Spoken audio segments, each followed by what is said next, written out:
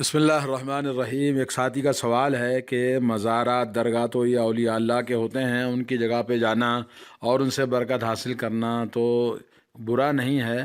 تو اس کے جواب میں شیخ محمد بن عبد الوہاب رحمہ اللہ کی کتاب التوحید میں ایک باب ہے، باب من تبرک بشجرۃ او حجر او نحوہما، کسی درخت یا پتھر وغیرہ سے برکت طلب کرنے کا حکم۔ یعنی درخت ہے، پتھر ہے، جگہ ہے، غار ہے، چشمہ ہے یا قبر وغیرہ سے برکت طلب کرنے یا ان سے امیدیں وابستہ کرنے یا ان چیزوں سے حصول برکت کا عقیدہ رکھنے کا کیا حکم ہے۔ اسی طرح سے بہت سارے قبر پرست مشرکین بہت سی چیزوں کو متبرک ہونے کا عقیدہ رکھتے تھے، بلکہ حصول برکت کے لیے ان کا قصد بھی کرتے تھے، جیسا کہ آج بہت سارے نام نہاد مسلمان مشرک یہ ان مقامات کا جن کو درگاہ، مزار، اولیاء یا ایک سرکار کہتے ہیں، وہاں پر قصد کرتے ہیں، وہاں پر برکتیں حاصل کرنے کا عقیدہ رکھتے ہیں اور جاتے ہیں۔ تو اس سلسلے میں شریعت کا کیا فیصلہ ہے آپ سنیے۔ اللہ تعالیٰ کا ارشاد ہے، افرأیتم اللات والعزی ومناۃ الثالثۃ الاخری، سورہ نجم آیت نمبر 19۔ آپ ذرا بتاؤ تو تم نے کبھی اس لات اور عزیٰ اور تیسرے ایک اور دیوی منات کی حقیقت پر کچھ غور بھی کیا ہے؟ اللہ کا ارشاد ہے، اللات ایک سفید پتھر تھا جس پر خوب نقش و نگار کیا گیا تھا، اس کو ایک مکان میں سجا بنا کر رکھا گیا تھا اور اس مکان کے ارد گرد بہت سے بڑے اور مضبوط چادریں اور دیوار بنائی گئی تھی جس کو خوبصورت پردوں سے سجایا گیا تھا، اور اس کے باقاعدہ پجاری اور پروہت بھی تھے۔ یہ تھا اہل طائف یعنی بنو ثقیف کا بت۔ اس کی وجہ سے بنو ثقیف قریش کے علاوہ تمام عرب قبائل پر اپنے آپ کو قابل فخر گردانتے تھے۔ بروایت ابن ہشام، رسول اللہ صلی اللہ علیہ وسلم نے حضرت مغیرہ ابن شعبہ رضی اللہ تعالیٰ عنہ کو اس کے گرانے کے لیے بھیجا تو حضرت مغیرہ رضی اللہ تعالیٰ عنہ گئے۔ پہلے تو انہوں نے اس کو مسمار کیا، پھر آگ لگا کر جلا دیا اور اس کو ختم کر دیا۔ دوسرا ہے عزیٰ کے متعلق ابو سفیان نے جنگ احد کے موقع پر کہا تھا، لنا العزیٰ ولا عزیٰ لکم، ہمارا معبود تو عزیٰ ہے، تمہارا کوئی معبود عزیٰ نہیں ہے۔ چنانچہ رسول اللہ صلی اللہ علیہ وسلم نے صحابہ سے فرمایا کہ اس کا جواب دو، اللہ مولانا ولا مولا لکم، اللہ عز و جل ہمارا مولا اور دستگیر ہے اور تمہارا کوئی مولا نہیں ہے۔ امام نسائی رحمۃ اللہ علیہ نے اور ابن مردوے ابو الطفیل رضی اللہ تعالیٰ عنہ سے روایت کرتے ہیں کہ رسول اللہ صلی اللہ علیہ وسلم نے جب مکہ المکرمہ کو فتح کر لیا تو حضرت خالد بن ولید رضی اللہ تعالیٰ عنہ کو وادی نخلا کی طرف بھیجا کہ جا کر عزیٰ کو کاٹ دو۔ چنانچہ حضرت خالد بن ولید رضی اللہ تعالیٰ عنہ جب وادی نخلا میں پہنچے تو دیکھا کہ وہاں 3 درخت تھے اور تینوں کو کاٹ دیا اور مکان بالکل مسمار کر کے رسول اللہ صلی اللہ علیہ وسلم کی خدمت میں حاضر ہو کر آپ صلی اللہ علیہ وسلم کی بارگاہ میں ساری خدمت جو کچھ کر کے آئے تھے مطلع کیا۔ تو رسول اللہ صلی اللہ علیہ وسلم نے فرمایا، دوبارہ جاؤ، تم نے کوئی خاص کام نہیں کر کے آئے ہو، یعنی دوبارہ بھیجا۔ چنانچہ حضرت خالد بن ولید رضی اللہ تعالیٰ عنہ دوبارہ نخلا پہنچے تو عزیٰ کے پجاریوں نے حضرت خالد بن ولید کو دیکھتے ہی پہاڑوں کی طرف پناہ لے لی اور عزیٰ یا عزیٰ یا عزیٰ کہہ کے نعرے بلند کرنے لگے۔ حضرت خالد بن ولید رضی اللہ تعالیٰ عنہ اس مقام کے قریب گئے تو کیا دیکھتے ہیں کہ ایک عورت بالکل برہنہ حالت میں ہے، اس کے بال بکھرے ہوئے ہیں اور مٹی سر پر ڈال رہی ہے۔ حضرت خالد بن ولید نے تلوار کی ایک ہی وار سے اس کی گردن کاٹ دی، تمام کام کر دیا۔ واپس آ کر رسول اللہ صلی اللہ علیہ وسلم کی خدمت میں جب یہ سارا واقعہ بیان کیا تو رسول اللہ صلی اللہ علیہ وسلم نے فرمایا، یہ وہی عورت عزیٰ تھی۔ یہی صورتحال یا اس سے بڑھ کر آج کل اولیاء کی قبروں اور مزاروں، درگاہوں اور باباؤں کے پاس مسلمان کہنے والے لوگوں کو دیکھا جا سکتا ہے، جو چادریں اور مختلف قسم کے سجاوٹ وہاں پر پائی جاتی ہے، جو بہت ہی ہر قسم کے لوگوں کو، مردوں عورتوں کو جمع کر کے اپنے آپ کو جھوٹے سچے قصے بیان کرنے والے، اپنے آپ کو بڑے اونچے معاشرے کے شریف لوگ سمجھتے ہیں، اپنے آپ کو سید کہتے ہیں۔ اور تیسرا ان کا جو بھگوان تھا یا ان کا جو ولی تھا منات ہے، یہ بت مکہ المکرمہ اور مدینہ منورہ کے درمیان واقع تھا۔ فتح مکہ کے سال رسول اللہ صلی اللہ علیہ وسلم نے حضرت علی رضی اللہ تعالیٰ عنہ کو اس کے گرانے کے لیے بھیجا، چنانچہ حضرت علی رضی اللہ تعالیٰ عنہ نے اس کو منہدم کر دیا۔ آیات کے باب سے مطابقت لات منات کے پجاری ان کی عزت و توقیر کرتے تھے اور یہ اعتقاد رکھتے تھے کہ ان کے پاس جا کر جانوروں کو ذبح کرنا باعث برکت ہے۔ ان کے پاس آ کر دعائیں مانگتے اور ان سے امداد چاہتے تھے۔ اپنے حوائج، اپنی ضرورتوں کی تکمیل کے لیے ان پر اعتماد اور بھروسہ کرتے تھے، ان سے سفارش اور برکت کی امیدیں رکھتے تھے۔ یہ تھا مشرکین عرب کا عقیدہ۔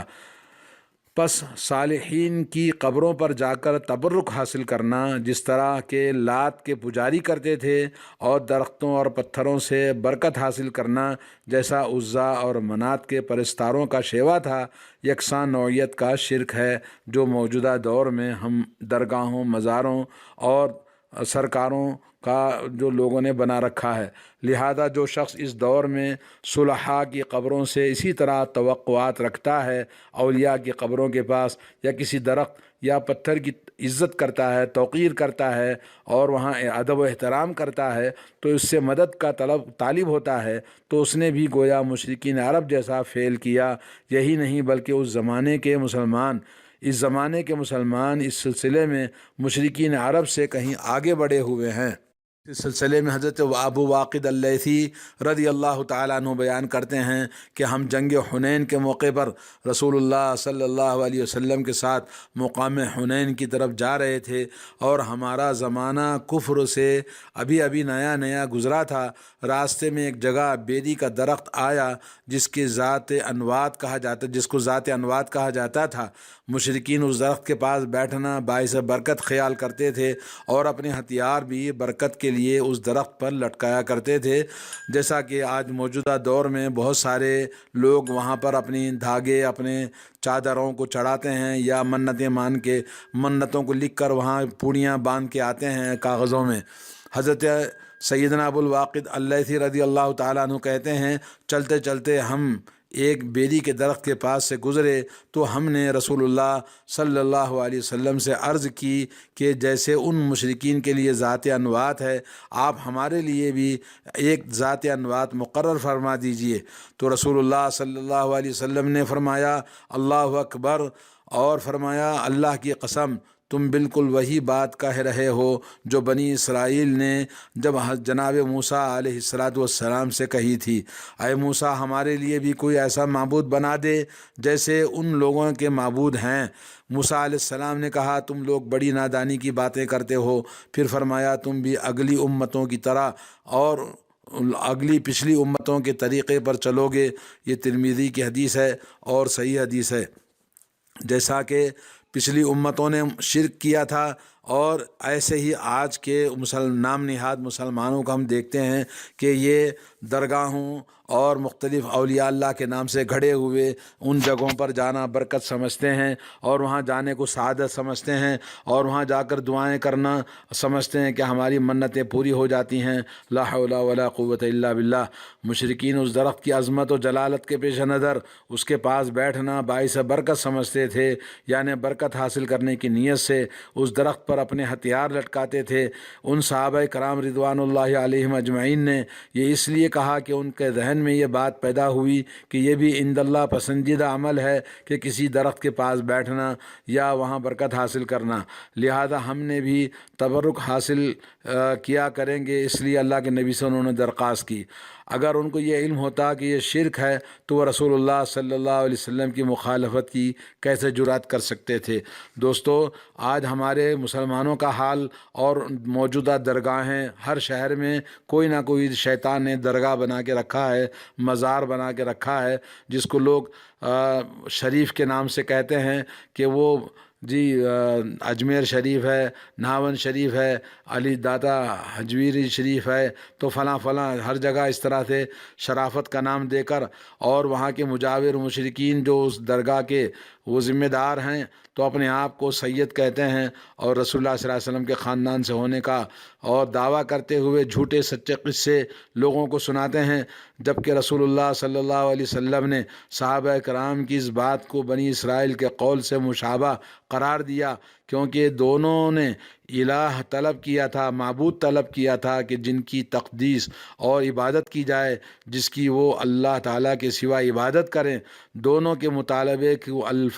مطالبے کے الفاظ اگرچہ مختلف ہیں تاہم معنی ایک ہی ہیں، کیونکہ الفاظ کی تبدیلی سے حقیقت تو تبدیل نہیں ہو سکتی۔ زیر بحث حدیث میں شرک سے بچنے کی تعلیم دی گئی ہے، کیونکہ بسا اوقات انسان کسی کام کو بہتر سمجھ کر سر انجام دیتا ہے اور خیال کرتا ہے کہ اس سے اللہ تعالیٰ کا قرب حاصل ہوگا، لیکن در حقیقت وہ عمل انسان کو اور اللہ تعالیٰ اور اس کی رحمت سے اور دور کر دیتا ہے، اور اس کی ناراضگی اور اس کے غضب کے قریب کر دیتا ہے، اور اللہ کی لعنت اس پر ہوتی ہے۔ اور در حقیقت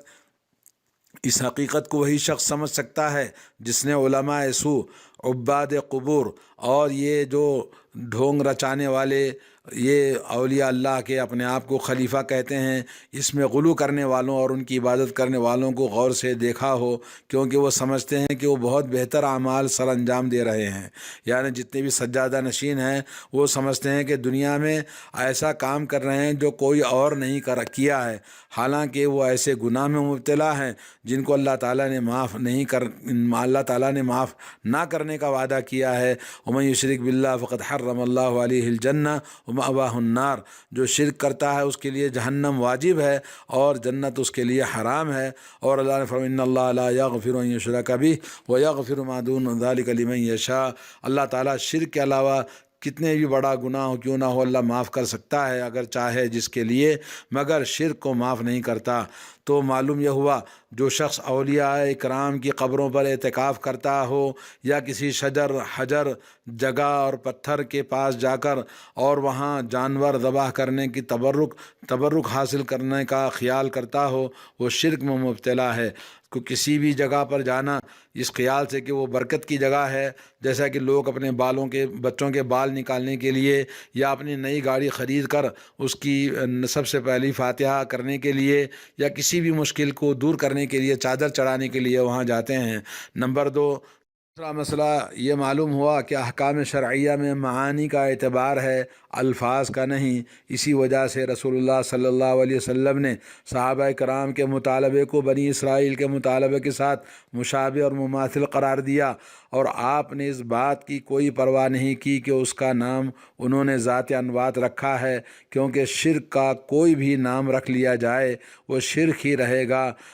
چاہے مردوں کو پکارنے، ان کے نام کی نظر و نیاز دینے اور ان کے اوپر چادریں چڑھانے اور ان کے نام کے جانور ذبح کرنے کو کوئی محبت اور تعظیم کا نام دے دے، یہ بہرحال شرک ہی کہلائے گا۔ جیسا کہ آج بہت سارے نام نہاد مشرکین مسلمان جو قبروں، درگاہوں اور مزاروں پر کرتے ہیں، یہ کہتے ہیں کہ یہ جو قرآن کے اندر شرک والے واقعات، احادیث کے اندر شرک کے بارے میں بتایا گیا ہے، یہ غیر مسلموں کے لیے ہے یا ہمارے لیے نہیں، اس طرح سے کہہ کر لوگوں کو گمراہ کرتے ہیں۔ اسی پر دوسرے اعمال کو قیاس کیا جاتا ہے۔ دوستو، یہ دیکھنا چاہیے کہ رسول اللہ صلی اللہ علیہ وسلم کا ارشاد گرامی کا مطلب واضح ہے کہ میری امت کے بعض افراد بھی یہود و نصارہ جیسے اعمال اور افعال کریں گے۔ رسول اللہ صلی اللہ علیہ وسلم کا ارشاد بالکل صحیح ثابت ہو رہا ہے اور امت کی کثیر تعداد اس میں مبتلا ہے۔ اللہ تعالیٰ فرماتا ہے کہ وما یؤمن اکثرهم باللہ الا وهم مشرکون، اللہ پر ایمان کا دعویٰ کرنے والے لوگ بہت کم ہیں، اکثر تو مشرک ہی ہوتے ہیں، یعنی ایمان کا اقرار کرنے کے باوجود شرک میں مبتلا ہوتے ہیں۔ اللہ نے فرمایا جیسا کہ آج بہت سارے ایمان کا دعویٰ کرنے والے نام نہاد مشرکین موجود ہیں۔ اللہ تعالیٰ سے دعا ہے کہ اللہ تعالیٰ ہم تمام کو ہر طرح کے شرک سے، شرک اصغر ہو، شرک اکبر ہو، شرک اصغر بڑا شرک ہے جس سے انسان ہمیشہ کا وہ بہت بڑا گناہ کبیرہ کا مرتکب ہوتا ہے اور ہمیشہ کا وہ جہنمی ہوتا ہے، اور شرک اصغر بھی یہ ہمیشہ کا جہنمی نہیں بھی ہوا لیکن بہت بڑا گناہ ہے۔ قتل کرنے سے، زنا کرنے سے، مرڈر کرنے سے، ڈاکہ ڈالنے سے، ہر قسم کے جتنے کبیرہ گناہ ہیں ان میں سب سے بڑا گناہ ہے۔ اللہ رب العالمین ہمارے اوپر رحم فرمائے، ہمارے مسلمانوں کو اس برائیوں سے روکے، درگاہوں، مزاروں، باباؤں، درگاہ اور سرکاروں، جتنے پیر، فقیر، اولیاء، خلیفہ بنے ہوئے ہیں، ان کے شر سے اللہ محفوظ رکھے۔ یہ کذاب اور دجال اور لوگوں کو گمراہ کرنے والے ضال اور مضل ہیں، اللہ توفیق اور ہدایت نصیب فرمائے۔ وصلی اللہ علی نبینا محمد وعلی آلہ وصحبہ اجمعین۔